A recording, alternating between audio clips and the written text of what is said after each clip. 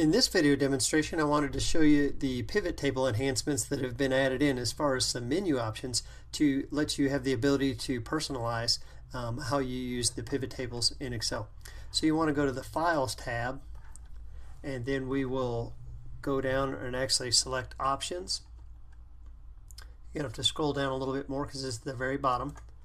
Click Options at this section, and it gave you the ability to customize a lot of different things as far as your options here. So we're going to go to the Data section, and the Data options will allow you to work with your pivot tables and how you want them to function and how you want them to look. So you can edit the default layout here and move this up. So what you can do is really work with the functionality on how things look and what's really important to you. So your subtotals, do not show your subtotals. You can click down and you can show your subtotals at the bottom of a group, or you can have them at the top of the group.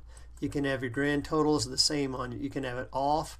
You can have them on for rows and columns, on for the rows only, and on for columns.